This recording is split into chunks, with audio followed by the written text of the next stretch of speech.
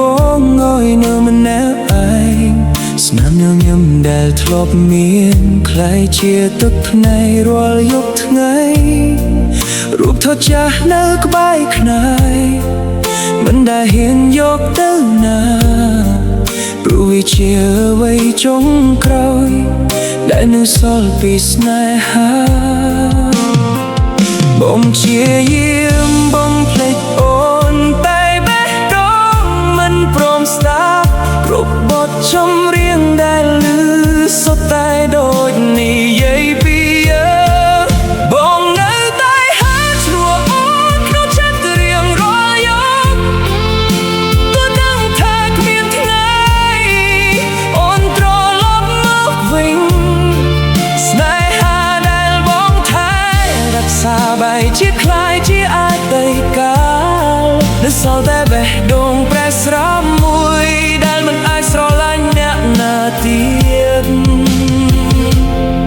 នោះជុំវិញប្រាប់ឲ្យបងបើចិត្តចាប់តាមថ្មី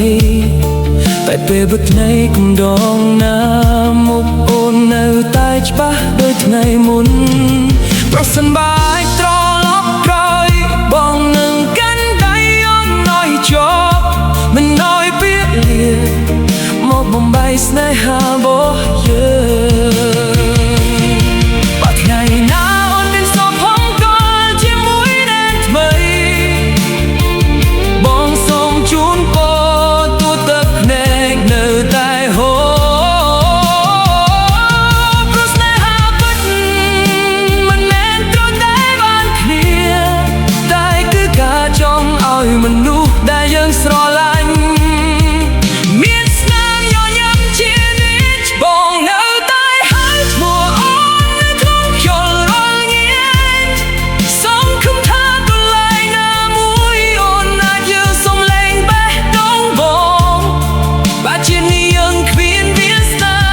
សូមឲ្យចិត្តដើមមួយជួបគ្នាវិញឲ្យពីស្រឡាញ់តែមិនទាន់និយាយចប់បាននឹងចប់ដោយពាក្យថានៅជាមួយគ្នា